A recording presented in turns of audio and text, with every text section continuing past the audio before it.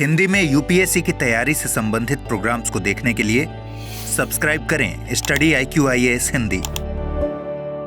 Hello दोस्तों, स्वागत है आप सबका स्टडी IQ IAS हिंदी पे। मैं ललिता दहिया। दोस्तों, T20 वर्ल्ड कप की शुरुआत होने जा रही है 2 जून से। T20 वर्ल्ड कप का आयोजन यूएसए और वेस्ट इंडीज संयुक्त तौर पे कर रहे हैं इस बार।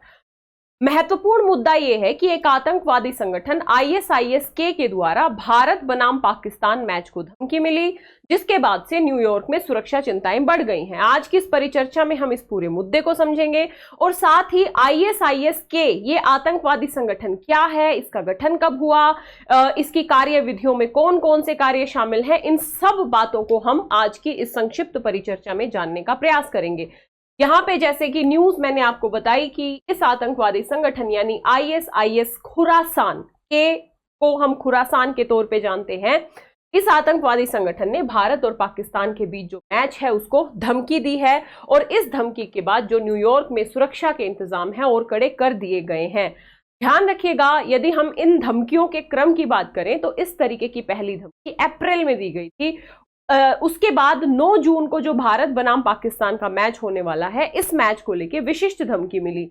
अलग अलग तरीके से धमकियां देने का प्रयास किया गया है, जिसमें ऑनलाइन प्रसारित एक वीडियो भी वायरल है इस तरीके के धमकियों को लेके। तो निश्चित सी बात है, चिंता उत्पन्न होना एक स्वाभाविक सी बात है और अमेरिका जैसे देश में सुरक्षा के इंतजामों को सख्त करने की दिशा में जो सुरक्षा एजेंसियां हैं वो बड़े स्तर पे लग चुकी हैं। यहाँ पे अमेरिका की सुरक्षा एजेंसियों को कहना है कि हम हर खतरे को गंभीरता से लेते हैं। संघीय साझेदारों के साथ जो सुरक्षा प्रयास है उनका समन्वय हम कर रहे हैं, जिसमें FBI, होमलैंड सुरक्षा विभाग, अन्य प्रवर्तन और खुफिया एजेंसियां, इन सब के साथ समन्वय करके सुरक्षा के इंतजामों को पुख्ता किया जा रहा है। जितनी भी चिंताएं हैं, हम पिछले 6 महीने से इस तरीके की चिंताओं का समन्वय करने के लिए एकत्रित हो रहे हैं, मिल रहे हैं, ताकि इस प्रकार की किसी भी चिंता को दूर किया जा सके। ध्यान रखिएगा। और इन्होंने ये कहा है कि हमारी जो तैयारियां हैं वो पुख्ता हैं, सुरक्षा के इंतजाम पुख्ता हैं, किसी को भी चिंता करने की जरूरत नहीं है सुरक्षा के दृष्टिकोण से। और उन्होंने कहा है कि हम गारंटी दे सकते हैं कि 9 जून को जो नसाउ काउंटी में मैच होने वाला है, ये सबसे सुरक्षित जगह होगी। यानी अमेरिका की एजेंसियां आश्वस्त हैं कि किसी भी तरीके की गड़बड़ी नहीं होने दी जाएगी। लेकिन ये चिंताजनक विषय है, क्योंकि यदि हम इस्लामिक स्टेट ISIS के बारे में बात करें तो दोस्तों ये एक आतंकवादी संगठन है। ध्यान रखिएगा, इसने हाल ही में कई बड़े बड़े हमलों को अंजाम दिया है। यदि हम बात करें रशिया के एक city hall, crocus city hall में हमला हुआ था, जिसकी जिम्मेदारी इसी ISIS ने ली थी और इस हमले में लगभग 143 लोगों की जान गई थी और सैकड़ों लोग एक तरीके से घायल हुए थे। इसके साथ ही यदि हम ईरान के कैरमान में जो दोहरा बम विस्फोट है, उस हमले की जिम्मेदारी भी इसी आतंकवादी संगठन ने ली थी। यानी ये अपने आप में एक बहुत ही खतरनाक आतंकवादी संगठन है, जो विश्व के कई स्थानों पे, विश्व के कई सुरक्षित स्थानों पे आतंकवादी घटनाओं को अंजाम दे चुका है, जिसमें रूस की जो घटना है अपने आप में काफी ज्यादा भयानक दिखती है हमें। 2015 में अफगानिस्तान के नंगरहार प्रांत में इस ISIS की स्थापना हुई थी। ये मध्य एशियाई आतंकवादी संगठन है एक तरीके से, यानी अफगानिस्तान में इसकी स्थापना हुई है। और 2021 में जब अफगानिस्तान में तालिबान का शासन आया, उसके बाद इस आतंकवादी संगठन ने और ज्यादा प्रमुखता हासिल कर ली है। यदि हम समूह के नाम की बात करें यानी ISIS तो हम प्रयोग करते हैं खुरासान। ये जो है यानी खुरासान है, ये ऐतिहासिक क्षेत्र को संदर्भित करता है, जिसमें ईरान, अफगानिस्तान और मध्य एशियाई देश शामिल हैं। और ये जो शब्द है ये फारसी से आया है, जिसका अर्थ है जहां से सूरज आता है। यदि आप मैप पे देखोगे तो ईरान, अफगानिस्तान और मध्य एशियाई देशों के इस पूरे एरिया को मिला के खुरासान बनाने की बात, इस लक्ष्य पे आतंकवादी संगठन काम करता है।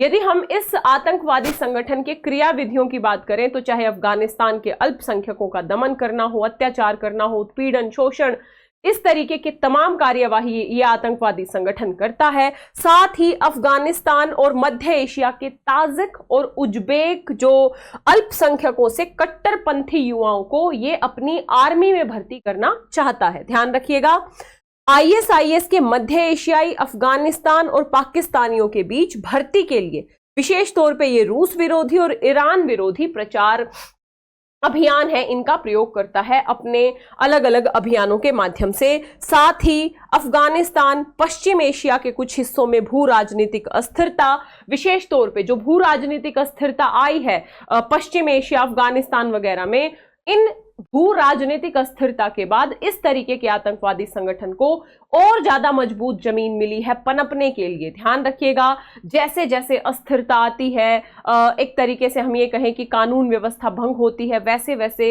युवाओं को बरगलाना आसान होता है। तो इसी तरीके के हथकंडों का सहारा लेके ये आईएसआईएस जो के है ये बड़े स्तर पे अपना प्रसार कर रहा है। और आईएसआईएस जो एक बड़ा कुख्यात आतंकवादी संगठन है, ये उसकी सबसे सक्रिय शाखाओं में से एक बना हुआ है। तो ऐसे में इस तरीके के आतंकवादी संगठन की किसी भी धमकी को हल्के में नहीं लेना चाहिए।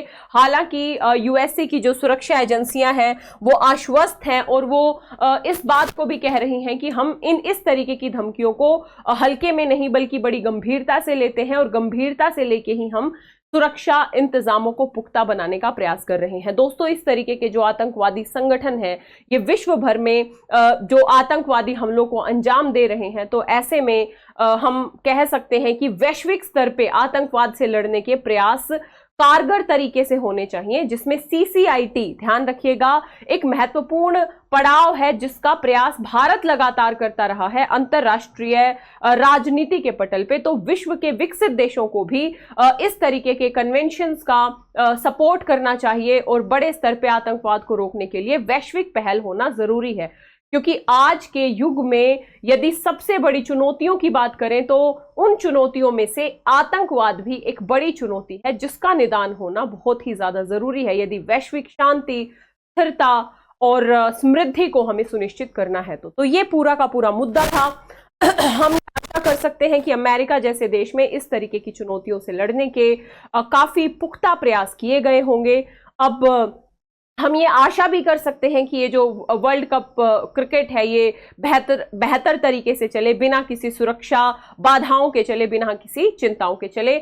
आपका क्या कहना है कमेंट बॉक्स में जरूर बताइएगा। इसके साथ ही दोस्तों, यदि आप 2025, 26 या 27 में यूपीएससी का अटेम्प्ट देना चाहते हैं तो आप हमारे P2I फाउंडेशन बैच से जुड़ सकते हैं। 31 मई अंतिम तिथि है बैच में एडमिशन लेने की। साथ ही मई धमाका सेल चल रही है। यदि आप 31 मई तक एडमिशन लेते हैं तो आपको ये फाउंडेशन बैच एक विशिष्ट एक तरीके से डिस्काउंट के साथ मिल रहा है मात्र 25,999 में। स्टडी IQ की ऐप या वेबसाइट पे जाइए या इस वीडियो के डिस्क्रिप्शन बॉक्स में लिंक दिया होगा, उस लिंक पे जाइए। LD लाइव कोड का प्रयोग करना है, LDLIVE। LD लाइव कोड के साथ ये जो बैच है आपको मात्र 25,999 में मिल जाएगा। इसके साथ ही वैकल्पिक विषयों के ऊपर भी मई धमाका सेल चल रही है। 31 मई तक यदि आप एडमिशन लेते हैं तो कोई भी वैकल्पिक विषय आपको 14,999 में मिल जाएगा। एडमिशन लेने से पहले कोड यूज कीजिएगा LD लाइव, LDLIVE। साथ ही दोस्तों, आप मुझे मेरे Telegram channel Lalita Dahiya academy, Instagram और फेसबुक पे फॉलो कर सकते हैं। तो ये छोटी सी परिचर्चा थी। अब हम आशा कर सकते हैं कि इस तरीके की धमकियां हकीकत में ना बदलें और अमेरिका की सुरक्षा एजेंसियां इस तरीके की धमकियों और इस तरीके की प्रत्येक घटनाओं पर लगाम लगाने में सफल रहें।